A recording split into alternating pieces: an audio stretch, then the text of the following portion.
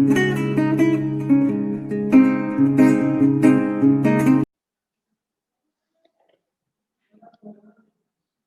students, how are you all? I hope you all are fit and fine at your home. I am Nidhi, your EVS teacher. Beta, today we are going to read rest of lesson 13, Beautiful Flowers. In this chapter, we will study about flowers, different parts of a flower we read that day, and how pollination takes place. Now we are going to start the rest of the chapter, page number 55. Flowers and their uses.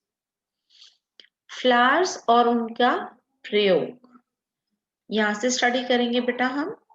Flowers bring beauty to decorations. Flowers जो है वो सजावट के काम आते हैं जिससे कि वहां की जो सौंदर्य है वो बढ़ जाता है. Some flowers are edible like cauliflower. कुछ फ्लावर्स जो हैं वो खाने योग्य होते हैं जैसे कि कॉलीफ्लावर. कॉलीफ्लावर क्या होती है बेटा? फूल गोभी होती है. Some flower parts like stigmas of saffron flower are useful in food, cosmetics and medicines.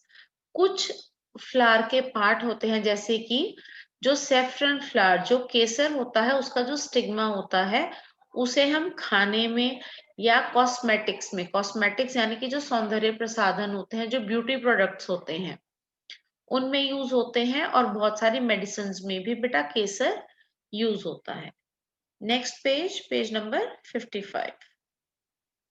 Flowers inspire artistic creation. Flowers जो है फूलों से जो आर्टिस्ट होते हैं, जो कलाकार होते हैं उन्हें प्रेरणा मिलती है. Flower petals are used for making perfumes. Flower petals, petals क्या बताया था आपको? पत्तियां. जो फूलों की पत्तियां होती हैं उनसे परफ्यूम्स बनती हैं. Flowers are offered in prayers as marks of devotion. पूजा में फ्लावर्स का यूज किया जाता है.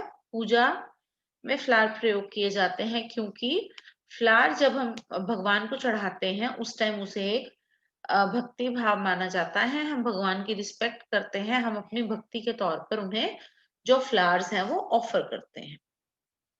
Next is flowers provide employment to people engaged in growing flowers for sale and florists who earn a living by selling flowers. जो flower हैं वो बहुत सारे लोगों को एम्प्लॉयमेंट यानी कि रोजगार देते हैं. वो कैसे रोजगार देते हैं? क्योंकि बहुत सारे ऐसे लोग हैं जो कि फूलों को बेचने के लिए उगाते हैं, उनका काम करते हैं, और जो फ्लोरिस्ट होते हैं, जो फूल वाले होते हैं, वो उन फूलों को बेचकर अपने लिए पैसे कमाते हैं, अपना जीवन चलाते हैं. ये हमने स्टडी की है बेटा अभी फ्लावर्स के यूज भी. हम फ्लावर्स को किन किन जगहों पर कैसे कैसे यूज करते हैं. Our next topic is the trees and their conservation. हमारे पेड़ हैं और उनका संरक्षण. कंजर्वेशन का हिंदी में या कंजर्वेशन को संरक्षण बोलते हैं यानी कि पेड़ों को बचाना. Trees are woody plants which usually grow with a single main stem or trunk. Trees क्या होते हैं? ट्रीज एक वुडी प्लांट होता है यानी लकड़ी से बना हुआ पौधा होता है जो कि जब ग्रो करता है यानी कि जब वो बड़ा होता है उसमें सिर्फ एक सिंगल यानी एक मेन मुख्य ब्रांच, मुख्य स्टेम या ट्रंक होता है. पेड़ जो है वो एक ऐसा पौधा होता है, एक ऐसा वुडी प्लांट होता है जिसमें कि सिर्फ एक ही बड़ा तना होता है. They grow on land in moist climate and conditions except for deserts and Arctic and Antarctic regions. अब ये ट्रीज होते कहाँ हैं?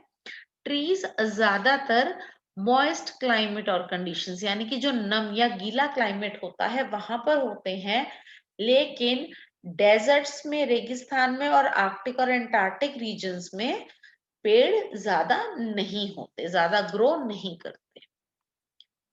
The tree growing in our gardens and lawns under our personal care or on roadsides and public parks under the care of government employed gardeners are called domestic plants.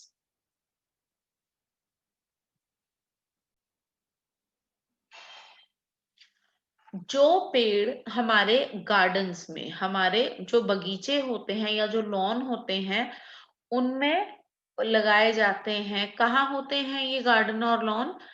Road की side पे या जो public parks, जो हमारे parks होते हैं वहां जो पेड़ उगाए जाते हैं या जो रोड के किनारे जो पेड़ होते हैं उनकी देखभाल कौन करता है? उनकी देखभाल गवर्नमेंट द्वारा, सरकार द्वारा कार्यरत, यानी कि सरकार उन्हें काम पे लगाती है, वो माली करते हैं. उन पेड़ों को डोमेस्टिक प्लांट्स कहते हैं. सेकंड कौन से हैं बेटा? Wild trees. वाइल्ड क्या होता है? जंगली. Wild trees are the ones that grow on their own in woods and forests. जो वाइल्ड ट्रीज यानी कि जो जंगली पेड़ होते हैं वो अपने आप उगते हैं फॉरेस्ट में, वो अपने आप जंगलों में, या जहां बहुत सारी लकड़ियां यानी कि वुड्स बहुत सारी होती हैं. कहाँ होती हैं जनरली? जंगलों में. जो जंगलों का जो एरिया होता है, जो फॉरेस्ट एरिया है, वहां पर जो वाइल्ड ट्रीज यानी कि जो जंगली पेड़ हैं वो अपने आप उगते हैं. डोमेस्टिक प्लांट्स जो हैं उन्हें अपने गार्डन्स में या लॉन्स में माली उनकी केयर करता है. रोड की साइड पे या जो हमारे पार्क्स होते हैं वहां पर जो पेड़ होते हैं उन्हें बेटा डोमेस्टिक प्लांट कहते हैं. और जो वाइल्ड, जो जंगली ट्रीज होते हैं, जो जंगली प्लांट्स होते हैं वो अपने आप उगते हैं फॉरेस्ट्स में. डिफरेंस पता लग गया आपको दोनों में? These trees grow whenever they can find enough warmth and moisture. ये जो वाइल्ड ट्रीज होते हैं इन्हें जब भी अपने लिए पर्याप्त गर्मी और नमी, यानी कि जितना टेम्परेचर इन्हें चाहिए उतना टेम्परेचर, और जो मॉइस्चर, जो नमी इनको चाहिए, जो सॉइल में नमी चाहिए, जब इन्हें उतनी गर्मी और उतनी नमी मिल जाती है, उतना पानी का कंटेंट मिल जाता है, तो ये अपने आप ही ग्रो करते हैं, अपने आप ही बढ़ते हैं. It is important that trees must be conserved. पेड़ों को कंजर्व करना यानी कि पेड़ों को बचाना बहुत ज्यादा जरूरी है. फर्स्ट पॉइंट है बेटा, the municipal corporation prevents cutting down of trees in its parks and open areas. Those who try to cut these trees are fined or punished. हमारी जो एमसी यानी कि हमारी जो म्युनिसिपल कॉर्पोरेशन होती है, नगर पालिका, नगर निगम जो होते हैं, वो जो हमारे पार्क हैं या जो आसपास का खुला एरिया होता है वहां पर पेड़ों की कटाई पर रोक लगा देते हैं. आप, ऐसा नहीं है भी आपके घर के पास या कहीं पार्क में कोई भी पेड़ लगा हुआ है तो आप अपनी मर्जी से उसे काट सकते हैं, ऐसा नहीं है. और जो लोग इसकी कोशिश करते हैं बिना किसी परमिशन के जो ट्रीज काटते हैं उन्हें या तो पनिश किया जाता है या फिर उन पर फाइन यानी कि जुर्माना लगाया जाता है. Second point is, as many tribals live in forests, they depend on trees for wood and food. There is a need to conserve trees for them. जो हमारे ट्राइबल्स हैं, ट्राइबल्स होते हैं बेटा आदिवासी। आदिवासी लोग कहाँ रहते हैं? आदिवासी लोग फॉरेस्ट में यानी कि जंगल में रहते हैं। जो हमारे आदिवासी लोग हैं वो इन ट्रीज पर, इन पेड़ों पर बहुत ज्यादा डिपेंड करते हैं, बहुत ज्यादा निर्भर करते हैं, क्योंकि उन्हें लकड़ी और खाना इन्हीं पेड़ों से मिलता है। इसीलिए इन आदिवासियों के लिए हमें पेड़ों को बचाना बहुत ज्यादा जरूरी है। Next point is many people are cutting down trees of special economic values like sandalwood for smuggling. बहुत सारे ऐसे लोग हैं जो कि पैसों के लिए अपनी आर्थिक जो आर्थिक मूल्य है, जैसे कि हमें एग्जांपल दिया हुआ बेटा सैंडलवुड यानी कि चंदन का। बहुत सारे लोग ऐसे हैं जो चंदन की लकड़ी को काटते हैं, क्योंकि चंदन की लकड़ी बहुत महंगी बिकती है और इससे उन लोगों को आर्थिक मूल्य मिलता है, यानी कि उन्हें पैसों का एक साधन है, पैसे मिलते हैं अगर वो चंदन को स्मगल करते हैं, यानी कि उसको गैर कानूनी तरीके से कहीं बेचते हैं। बहुत सारे लोग चंदन की लकड़ी के लिए पेड़ों को काटते हैं। पेज नंबर 57 बेटा। Now, next topic is ways for conserving trees. हमने अभी इसमें पढ़ा कि ट्रीज हैं उनका हम संरक्षण कैसे कर सकते हैं, ट्रीज क्या होते हैं, और डोमेस्टिक प्लांट और वाइल्ड ट्रीज क्या होते हैं। उसके बाद आपको ये बताया कि किन किन चीजों के लिए पेड़ों को बचाना जरूरी है। अब हम इसमें ये पढ़ेंगे कि हम कैसे अपने पेड़ों को बचा सकते हैं। वेज फॉर कंजर्विंग ट्रीज बहुत ही इंपॉर्टेंट टॉपिक है बेटा ये, सो इसको केयरफुली आप सुनेंगे। फर्स्ट इज वन महोत्सव। आपको नेम से ही क्लियर है, वन महोत्सव, a festival that encourages people to plant trees must be popularized. Words को ध्यान से सुनेंगे आप। मैं एक बार फिर रीड कर देती हूँ इस लाइन को।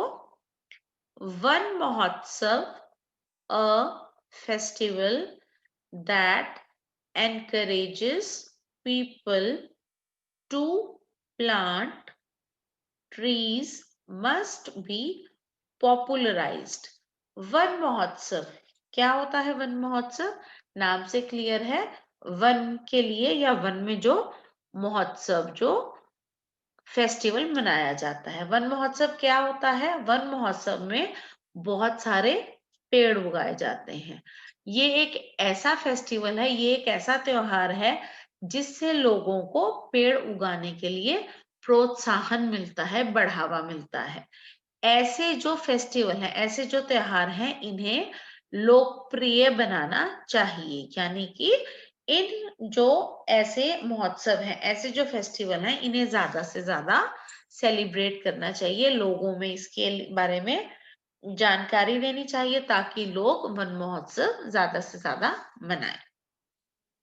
Second point is planting of trees by individuals, groups and community will help in making green to our environment. Afforestation is the need of the day. I am reading it again, beta. Planting of trees by individuals, groups, and community will help in making green to our environment. Afforestation is the need of the day. किसी भी व्यक्ति, individual व्यक्ति, group होते हैं समूह, बहुत सारे लोग, और कम्युनिटी, कम्युनिटी होता है समुदाय जिसमें कि बहुत सारी फैमिलीज होती हैं।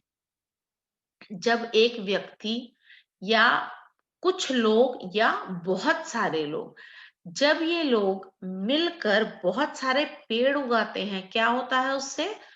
अगर हम बहुत सारे पेड़ उगाएंगे उससे क्या होगा? उससे जो हमारा एनवायरनमेंट है, यानी कि जो हमारा वातावरण है, वो ग्रीन हो जाएगा। और अगर एनवायरनमेंट बेटा हमारा ग्रीन हो जाएगा, उससे क्या फायदा होगा? पोल्यूशन कम हो जाएगा, और जो हमारी हवा है, जो हमारी एयर है, वो फ्रेश हो जाएगी। क्योंकि आप सबको पता है जो ट्रीज हैं, ट्रीज एयर को प्योरीफाई करते हैं। एफॉरेस्टेशन, एफॉरेस्टेशन क्या होता है? वन रोपण, यानी कि ज्यादा से ज्यादा पेड़ लगाना। Afforestation is the need of the day. आजकल के टाइम में सबसे पहले किस चीज की जरूरत है? एफॉरेस्टेशन, यानी कि वन रोपण की, ज्यादा से ज्यादा पेड़ों को उगाने की। Next point is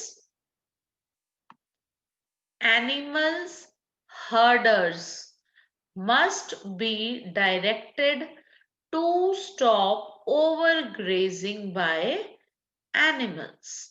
I am repeating it, beta. Animals herders must be directed to stop overgrazing by animals. जो एनिमल्स हर्डर्स होते हैं, यानी कि जो पशुओं को चरवाते हैं, जो चरवाहे होते हैं, उन्हें ये समझाना चाहिए कि उनके एनिमल्स एक ही पीस ऑफ लैंड पर ज्यादा चराई ना करें। क्या होता है देखो, आपको एग्जांपल देके समझाती हूँ मैं। अगर किसी के पास एनिमल्स हैं और वो उनके पास में जो लैंड है, कहीं भी आसपास कोई खेत है या एक जगह है, कोई लैंड है, और वहीं पर अपने एनिमल्स को वो बार बार लेके जाएंगे उसी एक जगह पर, उससे क्या होगा? वो एनिमल्स जब वहां जो ग्रीनरी है, जो घास है, उसे खाएंगे, तो धीरे धीरे वो घास बिल्कुल जड़ों से निकल जाएगी। और वहां पर क्या होगा बेटा? जब रूट्स नहीं होंगी तो, लास्ट लेसन में हमने पढ़ा था, रूट्स नहीं होती हैं तो वहां सॉइल इरोजन हो जाएगा, जिससे कि वहां की जो लैंड है वो बैरन, यानी कि बंजर हो जाएगी। इस सब को, सॉइल इरोजन को और मिट्टी को बचाने के लिए, कि ताकि वो बैरन ना हो, हमें जो हमारे हर्डर्स यानी कि जो चरवाहे होते हैं, उन्हें ये समझाना चाहिए कि उनके एनिमल्स ओवर ग्रेजिंग, यानी कि एक ही जगह पर बहुत ज्यादा चराई, बहुत ज्यादा उसी उसी लैंड पर वो अपने एनिमल्स को ना लेकर जाए। Next is steps must be taken to avoid forest fires. Forest fires क्या होते हैं? जंगल में जो आग लग जाती है, जो नेचुरल फायर, अपने आप जो आग लग जाती है। हमें ऐसे स्टेप्स उठाने चाहिए, हमारी गवर्नमेंट को ऐसे कदम, ठोस कदम उठाने चाहिए, ताकि जो जंगल की आग होती है उसको उसको रोका जा सके, और उसे अवॉइड किया जा सके कि वो आग ना लगे। बिकॉज बेटा अगर जंगल में आग लग जाती है तो वहां पर वाइल्ड एनिमल्स का भी लॉस है, एनिमल्स की लाइफ भी खत्म होती है, और उससे हमारे जंगल भी नष्ट होते हैं। Planting and conserving trees must be our foremost aim in life. I am repeating it. Planting and conserving trees must be our foremost aim in life. हमारे जीवन का सबसे महत्वपूर्ण लक्ष्य होना चाहिए, हम ज्यादा से ज्यादा पेड़ों को उगाएं, प्लांट करें, और ज्यादा से ज्यादा हम पेड़ों को कंजर्व करें, यानी कि उनका संरक्षण करें, उन्हें कटने से बचाएं।